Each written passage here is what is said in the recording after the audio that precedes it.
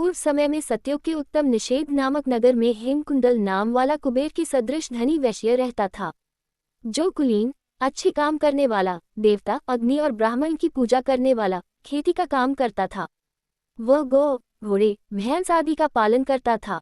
दूध, दही, छाछ, गोबर, घास, गुड़, चीनी आदि अनेक वस्तु बेचा करता था, जिससे उसने बहुत सा धन इकट्ठा कर लिया था।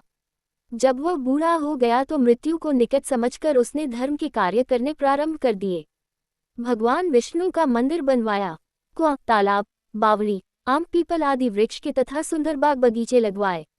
सूर्योदय से सूर्यास्त तक वह दान करता, गांव के चारों तरफ जल की प्याव लगवाए। उसने सारे जन्म भर जितने भी पाप किए थे उनका प्रायश्चित करता था। इस प्रकार उसके 2 पुत्र उत्पन्न हुए, जिनका नाम उसने कुंडल और विकुंडल रखा। जब दोनों लड़के युवावस्था के हुए तो हेमकुंडल वैश्य गृहस्थी का सब कार्य सौंपकर तपस्या के निमित्त वन में चला गया और वहां विष्णु की आराधना में शरीर को सुखाकर अंत में विष्णु लोक को प्राप्त हुआ। उसके दोनों पुत्र लक्ष्मी के मद को प्राप्त होकर बुरे कर्मों में लग गए। वेश्यागामी वीणा और बाजे लेकर वेश्याओं के साथ गाते फिरते थे।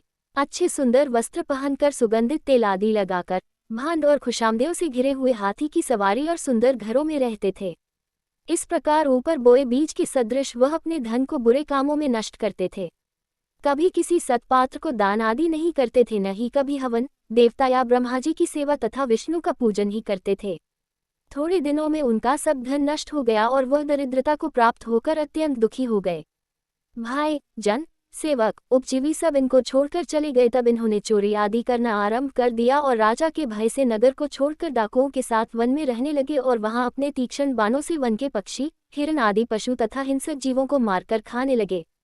एक समय इनमें से एक पर्वत पर गाय जिसको सिंह मारकर खा गया और दूसरा वन को गया जो काले सर्प के डसने से मर गया। तब यमराज के दूत उन दोनों को बांधकर यम के पास लाए और कहने लगे कि महाराज, इन दोनों पापियों के लिए क्या आ गया है।